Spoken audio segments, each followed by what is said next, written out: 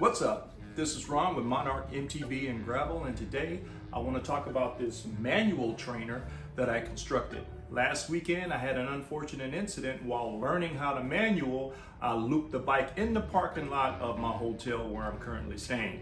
It was embarrassing to say the least, but I did get a couple of road rashes on my hip and on my elbow. But then I decided, you know what, you need to learn how to find that balance point, that sweet spot that everyone talks about so you can sustain a manual. So today I want to talk about this manual trainer, how I constructed it, and also too, I want to get your input on what you think I should use as a front wheel retainer. Should it be this rubber bungee cord that I picked up from Home Depot or this nylon strap? We'll look at them both and let's decide. My manual trainer consists of two 2x6x8s and two 2x4x8s. I use a 2x6 as the base for the platform of the trainer, and I also use a section of a 2x6 for the rear back support that supports the rear wheel to keep it from moving. I also use a 2x6 portion of the 2x6 as a stabilizer for the rear, and I use my 2x4s for the side walls to contain my rear wheel, and also my diagonal braces to keep my wheel pretty much stabilized when performing a manual. So the sizes range anywhere from about, I would say my base is about 7 foot. My rear 2x6 support is around 18 to 20 inches. My two 2x4 sides of my wheel, my trough, my 2x4 is around 24 inches. And the front block to keep the wheel from rolling forward, it's a 2x4 and it's the width of the 2x6, which is 5.5. My diagonal braces, that's going to be your discretion because you have your derailleur to consider on whatever mountain bike that you may have, and also you have to consider your rotor, your rear rotor on your rear wheel. So you can decide that. But I have 2x4 blocks underneath my wing support to keep everything stable and level. Now another thing too that I would like to do, eventually I will do, but for right now it's pretty stable, is to put some type of tread maybe on the front and the rear and the supporting blocks underneath the stabilizer to make sure that if I'm on any slippery surface, the trainer is not going to move. Here's a look at the manual trainer that I constructed.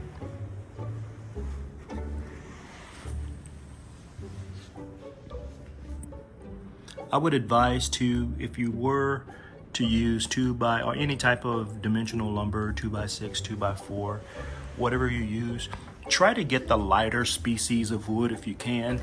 Before I had constructed one out of number 2 pine and it was a bit heavy. So this time I constructed this trainer out of a lighter wood. And to me, it just serves it a lot better. It's more portable for me. I can bring it. I don't have to worry about having something that's awkward to deal with. I think it came out well. What you think? Also, too, I wanted to mention too that at the front of the manual trainer, I have a eye screw screwed into the front. That's my attachment point for my front wheel retainer. So you can get whatever size that you need as long as it's rated enough for your weight and any force that you would put on the bike, and also put force on the trainer itself. So make sure it's rated at least 300-400 pounds or whatever it is that you need. Let's put the bike on the trainer and let's try out these two options here for retainers.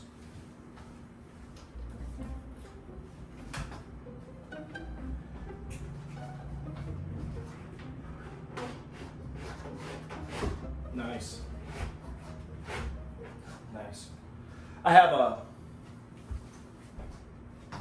I like the fit of it too. It's a nice friction fit. My tires are inflated around 35 pounds. So that That's the reason why I have that little resistance, but I like that. So you can deflate your tires if you want to kind of give yourself a little bit more wiggle room, but I like the friction fit. Okay, I have the nylon strap attached to the front wheel, and we're gonna try a manual with the nylon strap. And let's see what that feels like first.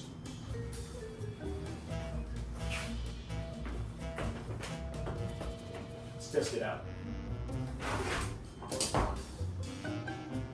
Test it out again.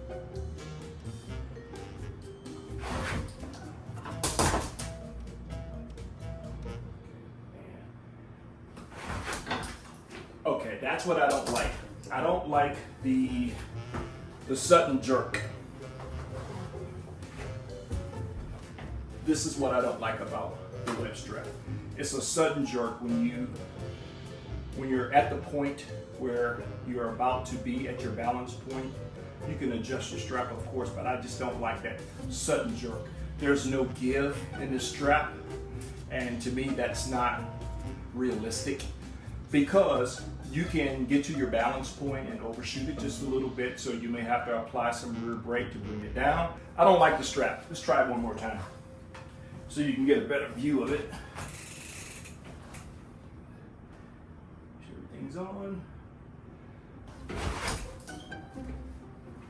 Now, nope, don't like it. Let's try it one more time. Nope, don't like it. Now we're gonna put on our rubber bungee cord with our D-ring and our loop.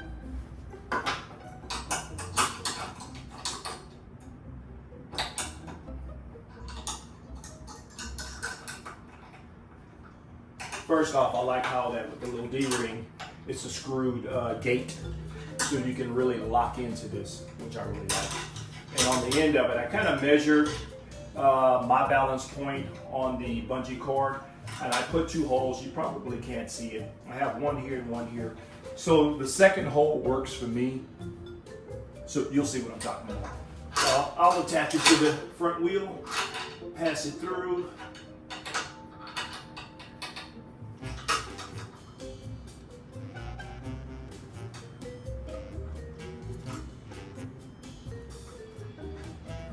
Like so.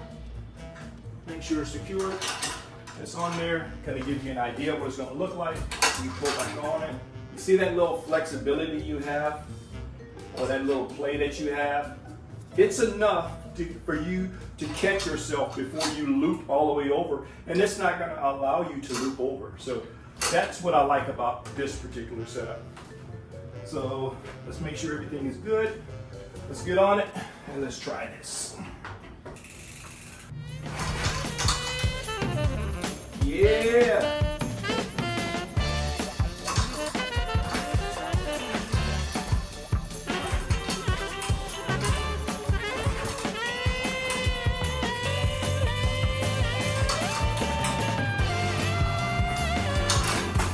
Whoa! A little too far.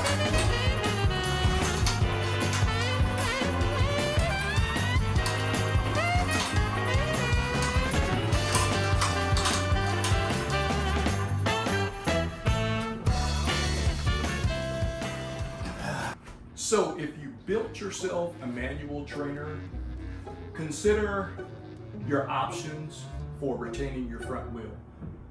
Using a rubber bungee cord was just an idea that I had that works for me. Even though you saw, of course, you still can go all the way back.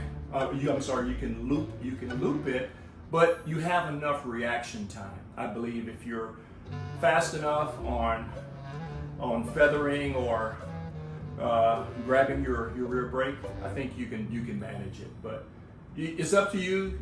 You can explore your options on whatever you would like to use, and if you have any other ideas besides the rubber bungee cord, let me know in the comments. And if you like what you've seen and heard, please subscribe. See you on the next one.